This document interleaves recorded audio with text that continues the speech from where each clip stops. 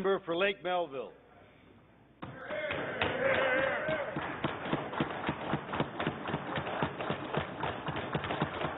Thank you, Mr. Speaker. The member from across the way has certainly, depressed us all and covered the negative.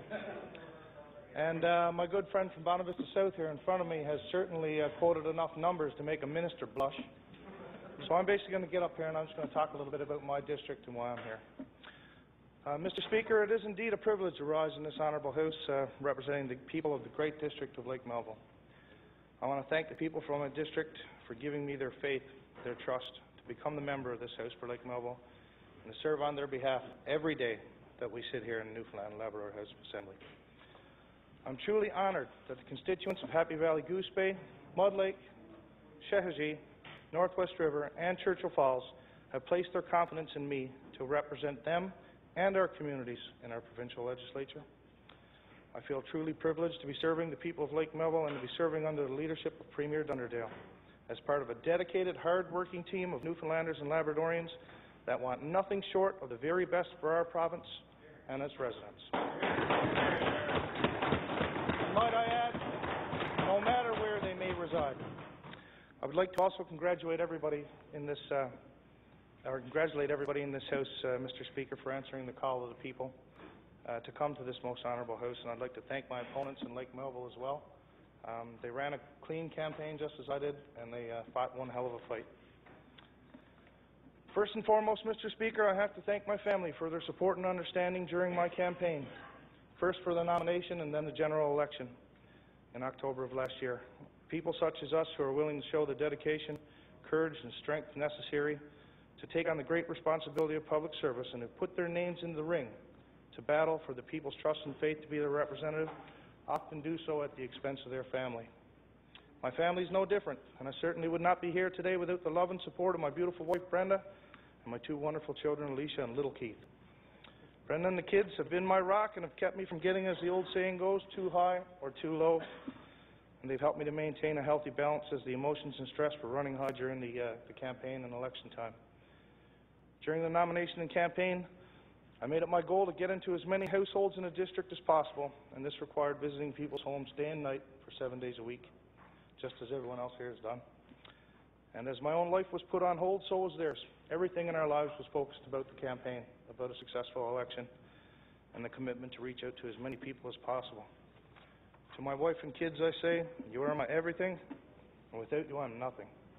Your patience and love has given me the inspiration to reach for the sky and to achieve a dream of mine, which has to become a member of this honourable House and to represent the people from where I was born and raised in our provincial government.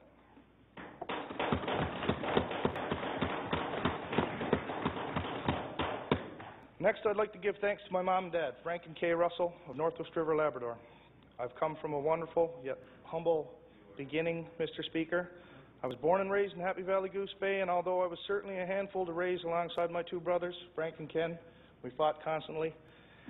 We were raised in a loving and supporting environment where I was given the guidance and the values necessary to become a good citizen, a good husband, a good father, and a servant of the people.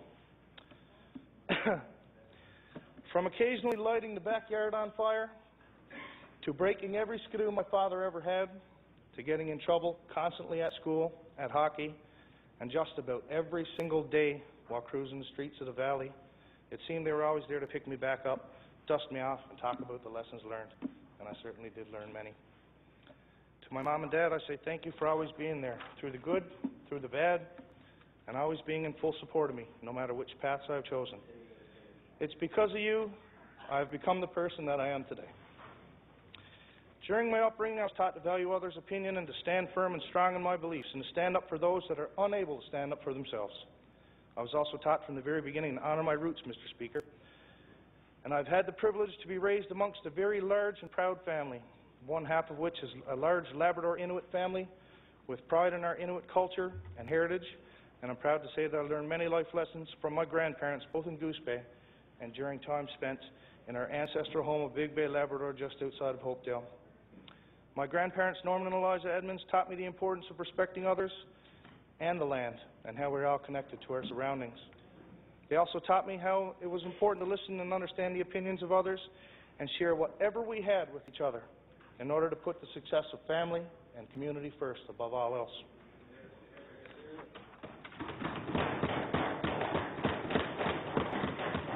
The other half of my family, Mr. Speaker, hails from Harbour Grace, Newfoundland, where we still have roots today, and I have a large family of hard-working people who are not afraid to speak their mind or to give their opinion on how things should be. My Nan and Pop, Maud and Frank Russell on this side of the family were certainly made of strong stuff and will give their honest criticism on any and all issues, but are just as quick to give you the shirt off their backs to help a friend in need and help anybody through a difficult time that might need it. My Nan's in her mid-80s now, and I still laugh when I think of how she can make the town employees scatter when she drives up along a municipal job and she wants to demand and see how her tax dollars are being spent. They run for cover. So anyway, Mr. Speaker, with so much family behind me, I dare not go into naming any more names because we'd be here all day. But needless to say, they were all there. The aunts, the uncles, the cousins, a wide extended family, all with bells on to support me as I'm the first member of our clan to jump into the political arena. So in short, Mr. Speaker, I will continue to honour my roots in all that I do, and I'm happy to say that half of me is from the big land and half of me is from the island, which is why I'm wearing my sealskin vest here today. In honour of my mixed heritage and the importance of seals to people from all over this great province.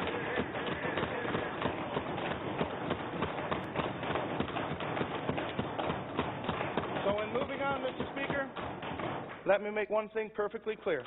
I am fiercely proud to be from Newfoundland and Labrador.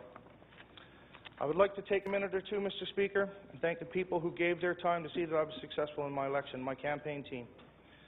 You simply just don't go out and win an election all on your own. Although we're the people that stick our necks out, there are many people, many unsung heroes that are there that are working their butts off to make sure that we can get here to represent the people. They make sure that we cover the right amount of ground and get our message out there, and we give as many people as we possibly can the opportunity to ask questions of us to help them make their decision. Mr. Speaker, there's simply too many people that donated their time to mention individually, but I'd certainly be remiss if I didn't give special mention to those that went completely over and above during my campaign and gave all they had. First and foremost, I'd like to thank the Premier and Minister Kennedy for both coming to the district during the campaign to lend a hand, to give us direction, and specifically Minister Kennedy for lighting a fire under our butts by telling us we were a little behind. We certainly threw the campaign in overdrive, and I'd like to thank them both for that. But first up in the people that work the campaign headquarters, I have to mention Shannon Tobin. It's very rare to see a young man in his mid-20s just grab a provincial campaign by the reins and pull it off like a seasoned veteran, and he did just that. From the get-go, he directed the whole team, took care of the messaging, the strategy, and he was stellar in his management of the election effort overall, and he kept me going until the very end, and I cannot thank him enough. Then there was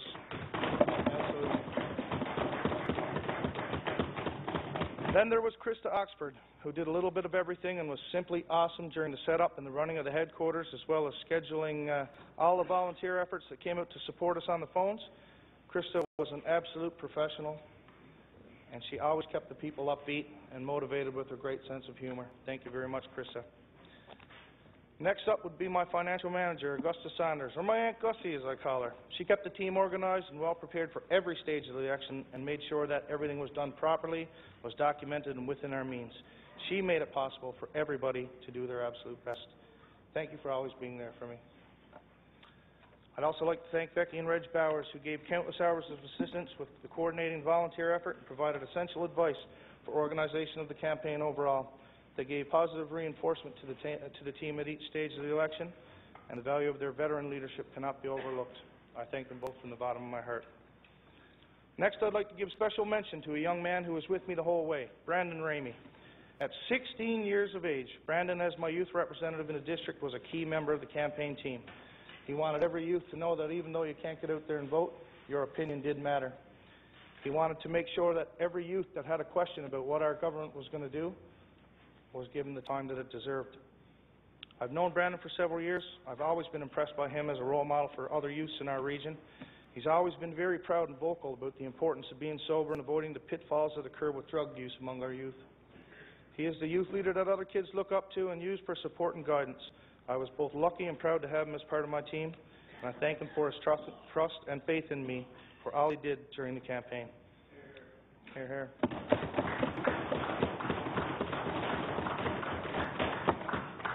His personal leadership qualities were front and centre in his success for election shortly after ours as Student Council President at Mealy Mountain Collegiate, our local high school.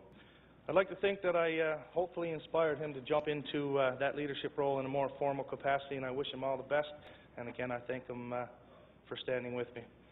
Mr. Speaker, there were countless others that came out and supported me, both financially through the donations and then to give their time to get the job done. I'd just like to say thank you to all of them from the bottom of my heart. But right now, Mr. Speaker, I'd like to take the time to thank the people that are directly responsible for getting me here, the voters in the great district of Lake Melville. I have a district, Mr. Speaker, that is comprised of 5 communities and is spread across the big land. It takes about a drive of 330 kilometres to get from one end of it to the other. And each community is unique, and it's almost that they have a separate yet interconnected culture and cultural identity with which to share with each other and with all of us across the province. Churchill Falls, Mr. Speaker, with a population of about 650 people, it's probably the last known company town in Atlantic Canada. Its residents provide the workforce to operate one of the world's largest underground hydroelectric plants. And I can tell you, Mr. Speaker, that a tour of this massive facility is simply an unforgettable experience. The Churchill Falls hydroelectric development is the largest in Canada, not the largest in the world, and most of the power for the northeastern United States starts at this massive development. Today it's one of the largest single-site power stations in the Western Hemisphere and the lifeblood of the town of Churchill Falls. I'm truly proud to say that I represent this hard-working community, and I thank them for their overwhelming vote of confidence.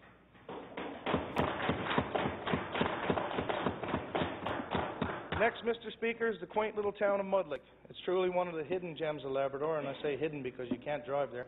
You've got to cross the mighty Churchill in order to even get there. But it was settled around 1850 as a trapping and fishing community. It was based on a non-wage economy where trapping animals for furs, subsistence living, tending gardens, hunting and fishing. These were all the norm. Many families that live there today still practice this traditional way of life, and they do go to Happy Valley Goose Bay to buy other goods. Some work there, and they have to make the commute, so they are isolated by. They do have to cross the river. They can get there by boat in the summer and skidoo in the winter. It's an absolutely little beautiful place tucked away. Basically, I'd just like to say to the residents of Mud Lake that, I still recognize that I still have family over there, and we still make time to go at least once a year to the Mud Lake Fair as a family to visit with family over there. I go much more, of course. But to the people of Mud Lake, I say thank you for always being there to trust me with your concerns. Next is about 30 kilometres away from Goose Bay. We have the community of Shehadji. We have a population of about 1,300 people, and is one of 2 Inuit communities in Labrador. It boasts a stockpile of cultural beauty and local talent that is simply unbelievable. From the musicians and artists to the athletes to those people still living a traditional Inuit way of life, every trip to the community always teaches me something new about their culture and Labrador in general. Whether it's the power of their stories from the elders, or about lessons of the past, or the legends of their people, the amazing talent present in their artwork and craftwork, you will be inspired and left breathless all at the same time. Mr. Speaker, with the signing of the Shashkatapen, the New Dawn Agreement, the Inuit people of Labrador now have moved towards a new era of partnership and cooperation between their people and our government. This is truly indeed an exciting time for all. To all of my friends and supporters in Shehadji, thank you for your amazing level of faith and support.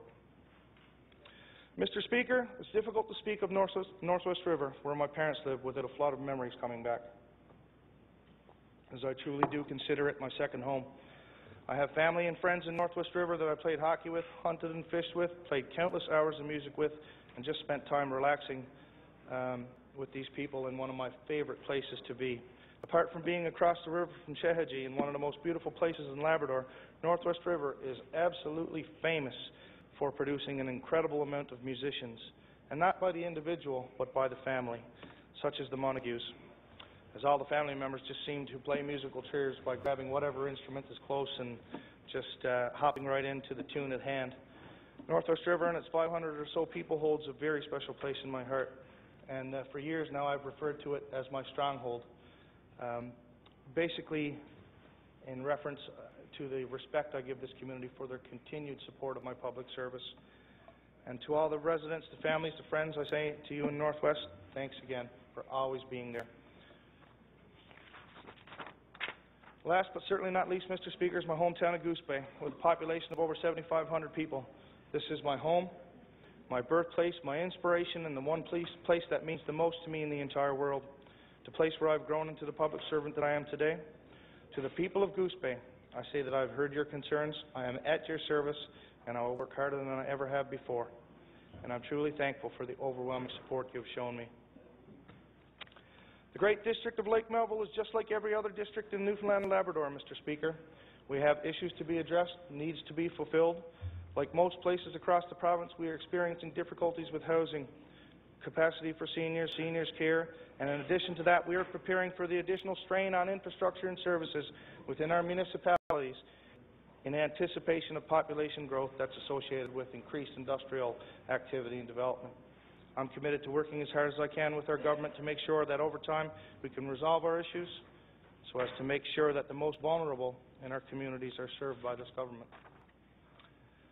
I'd like to take a moment here, Mr. Speaker, to talk about how I got to this honourable House. My political career began back in 2006 with my first election into the new Nazi-vote government. I would like to also thank the people of the district for twice going to the polls in support of me while I was with the new Nazi-vote legislature, and once again for a third time in electing me back on October 11th.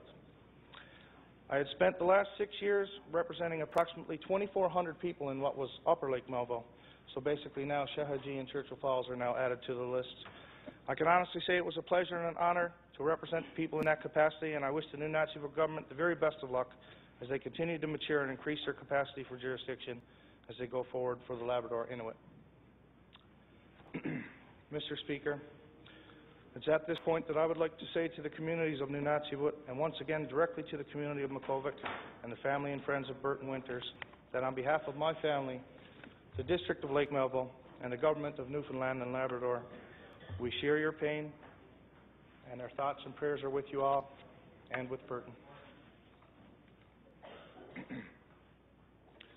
My time in the communities and in the government of New Nazi-voot, Mr. Speaker, where I cut my teeth politically speaking, was a time where I developed my political style and the people began to have faith in me. I solidified my reputation back in those days because of my willingness to engage the New Nazi-voot government at any and all opportunities, no matter the issue, as no issue has been too big or too small to deserve my attention, and I pride myself in taking on all matters, no matter how difficult or how controversial. If I had to comment on to why I was well liked in the past, in my last post, Mr. Speaker, I'd have to say that's because of my straightforward approach. As I did not say just what people wanted to hear to create false hope or expectations, I gave it to them straight, as adults should, without having the need to take advantage of tragedy or unfortunate circumstances, Mr. Speaker, and the people know that I will continue to do so.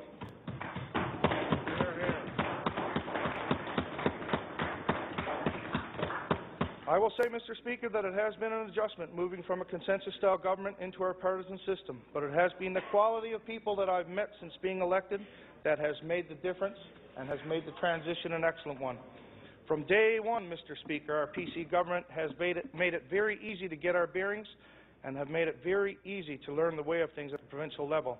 They have embraced me and the people of my district with the openness and transparency that is expected of good governance. They have inspired me to learn as much as I can from the veterans in our caucus and continue to do my absolute best for the people that have put me here.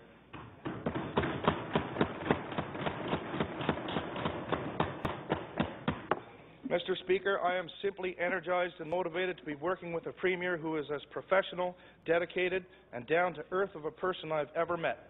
When she talks of doing our absolute best for the people of Newfoundland and Labrador, we are inspired. Our dedication is reaffirmed to increasing the quality of life of the people that we are put here to represent. It is truly my privilege to be working under a Premier who has integrity, whose main concern is the people of this great province, and who has the vision to carry us forward into these exciting times of prosperity, with responsible, sustainable direction and leadership to improve the quality of life for each and every Newfoundlander and Labradorian. I will also tell you, Mr. Speaker, we have a hard-working cabinet who know how to get the job done. Order, please. I remind the member his time's expired. With leave. By leave, please. Member has leave. Thank you, Mr. Member Speaker. from Lake Melville. I will also tell you, Mr. Speaker, we have a hard-working cabinet who knows how to get the job done and that understand the dedication it takes to run a government in a province. This is evident as our track record is second to none in how we have performed the last 8 years as a province, and the growth and prosperity we have experienced is second only to the optimism of what is yet to come. Throughout my travels during the campaign, I can say undeniably that the overwhelming majority of people that I talk to in my campaign share this optimism. They are excited as I am to move forward towards the development of the Lower Churchill River.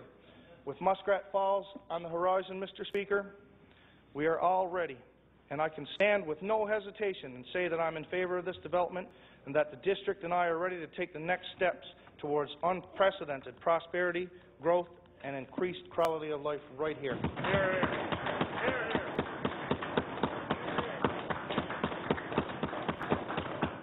We can, Mr. Speaker, achieve this prosperity without having to go away and look to find work somewhere else, without having to send our children away to work to find another place to live, to have to look for somewhere else to set down their roots and to raise a family. Our message is clear to our youth and to those of our sons and daughters who have left to have to make their way in life. It's time to come home now. It's time to raise your sons and daughters right here. It's time to succeed right here. This government and our Premier are standing strong, and we will lead the way for us all in the greatest province in Canada, the province of Newfoundland and Labrador. Thank you.